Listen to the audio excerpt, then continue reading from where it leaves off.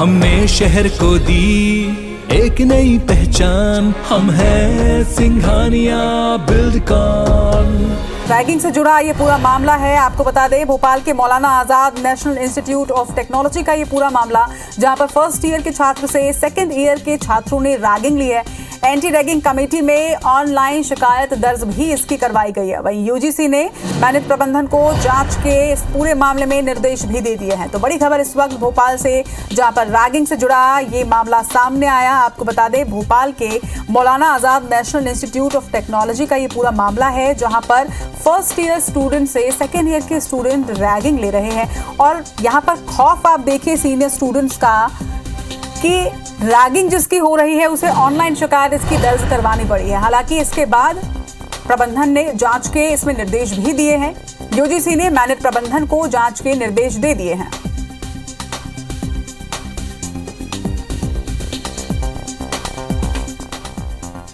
और इस खबर पर ज्यादा जानकारी के साथ हमारे सहयोगी शकील व्यवहार इस वक्त हमारे साथ जुड़ रहे हैं।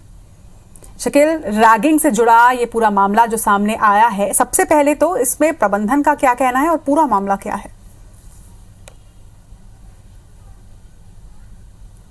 देखिए, निश्चित तौर पर राजधानी भोपाल में अगर देखा जाए तो न सिर्फ भोपाल बल्कि देश के बड़े टेक्निकल एजुकेशन से जुड़े हुए संस्थान जो हैं उनमें मैनेट का नाम शुमार होता है। पूरे देश के कई राज्यों के जो छात्र हैं वो यहाँ पर पढ़ने के लिए आते हैं और बड़ी मुश्किलों से लोगों का दाखिला हो पाता है। लेकिन इसी स्थान पर देखा जाए तो रैगिंग का एक मामला सामने आया है। 3 दिन पहले ये शिकायत जो है वो यूजीसी के ऑनलाइन पोर्टल पर दर्ज कराई गई थी और इस शिकायत में साफ तौर पर जो बताया गया है वो ये बताया गया है कि जो सीनियर्स हैं वो जूनियर्स को प्रताड़ित कर रहे हैं। इतना ही नहीं बल्कि सिगरेट पीने के लिए, जो स्मोकिंग के लिए जबरदस्ती उनके ऊपर जोर डाला जाता है, परिसर में परेड कराई जाती है और लगातार थप्पड़ भी मारे जाते हैं। शिकायत में बताया गया है कि लगभग 20 छात्र जो जूनियर छात्र हैं वो रोजाना इस रैगिंग का शिकार हो रहे हैं और इतना शिकार हो रहे हैं कि वो डिप्रेशन में जाते जा रहे हैं। इस पूरे मामले की जो इसकी रिपोर्ट जो दर्ज कराई गई, जो शिकायत दर्ज कराई गई है वो MP 7234 नंबर से शिकायत दर्ज कराई गई है और यूजीसी ने इस पूरे मामले को गंभीरता से लिया है और साथ ही साथ मैनेट प्रबंधन को ये निर्देश दिए हैं कि इस पूरे मामले पे जांच की जाए। मैनेट प्रबंधन से जब हमने इस पूरे मामले को लेकर बातचीत करना चाही तो फिलहाल उन्होंने इस बात को लेकर कहा कि जांच जो है वो प्रक्रिया में जारी है, हम विधि सम्मत जांच कार्रवाई कर रहे हैं, लेकिन किन छात्र हैं, कौन इसके दोषी हैं, फिलहाल इसका खुलासा अभी तक नहीं हो सका है। साफ तौर पर यही बताया गया है कि जिस प्रकार से जो प्रताड़ना है वो लगातार यहाँ पर दी जाती है और कहीं ना कहीं सीनियर्स जो हैं वो लगातार जूनियर्स पर इस बात का दबाव डालते हैं कि उनकी बात मानी जाए। और अगर देखा जाए तो इसमें परेड की एक बात भी कही गई है। जो मैनेट परिसर है काफी बड़ा परिसर है और इस परिसर में जब इनकी क्लासेस हो जाती हैं या जब छात्र हॉस्टल चले जाते हैं तो उन्हें निकाला जाता है और फिल्मी की तर्ज पर जो हम फिल्मों में अक्सर देखा करते हैं कि एक परेड जिस प्रकार से निकाली जाती है, वैसे ही परेड निकलवाने की बात भी इस शिकायत में की गई है। हालांकि ये भी यहाँ पर बताया जा रहा है कि इस पूरे मामले को लेकर मैनेट ने एक समिति का गठन यहाँ कर दिया है और इसके आधार पर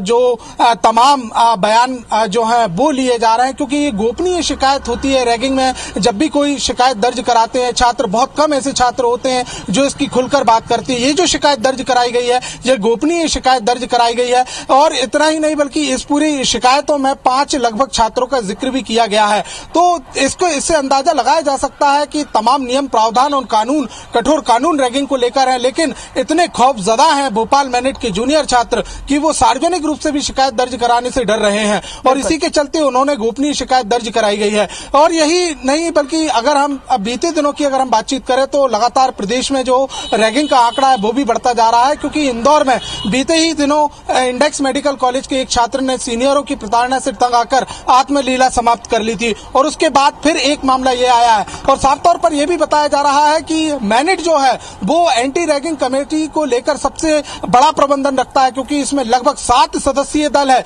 लेकिन इसके बावजूद अगर यूजीसी में सीधे शिकायत करा रहे हैं जूनियर छात्र और मैनेट प्रबंधन को इस बात की भनक दिल्ली से लग रही है, तो ये अपने आप में मैनेट प्रबंधन के ऊपर खासा प्रश्न चिन्ह खड़ा करता है कि मैनेट प्रबंधन की जो कमेटी होने के बावजूद भी इसकी स्तरीय क्या होगी, इसकी स्थिति क्या होगी कि वहां के पढ़ने वाले छात्र उसी कमेटी पर भरोसा नहीं कर रहे हैं। हालांकि दिल्ली ने इस बात को भी लेकर साफ किया है कि 8 दिन के अंदर इसकी पूरी रिपोर्ट लेके आई जाए और इसके बाद फिर फैसला लिया जाएगा कि आखिर क्या हो सकता है। लेकिन छात्रों का नाम उजागर ना करना, उन्हें जो इसमें दोषी छात्र हैं कहीं ना कहीं उनके नामों पर पड़ना डालना इस बात पर साफ तौर पर जाहिर करता है कि मैनेट प्रबंधन जो है इस पूरे मामले को दबाने में लगा हुआ है, क्योंकि आपराधिक मसला नहीं हुआ है, शिकायत अभी तक पुलिस तक नहीं पहुंची है, इसलिए इसमें वैधानिक कार्रवाई या आईपीसी की धाराओं के अंतर्गत जो दर्ज की जाती है शिकायत वो फिलहाल दर्ज नहीं की जा सकी है। लिहाजा पुलिस के भी हाथ फिलहाल बंधे हुए नजर आ रहे हैं। पूरा जो मामला है वो फिलहाल कमेटी की जांच के ऊपर लटका हुआ है और कमेटी की जांच के आधार पर ही तय हो पाएगा कि आखिर मैनेट प्रबंधन में जिस प्रकार से सीनियर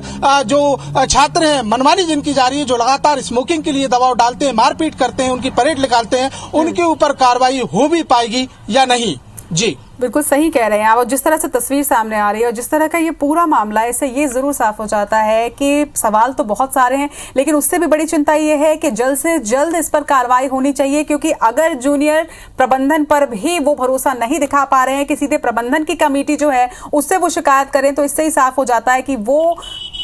सही वक्त पर फैसला बहुत जरूरी है, वरना उन्हें हो सकता है कि जो रैगिंग ले रहे हैं वो फिर से उनके साथ रैगिंग कुछ और घटनाएं भी कर सकते हैं। तमाम बातचीत के लिए आपका बहुत बहुत शुक्रिया शकील।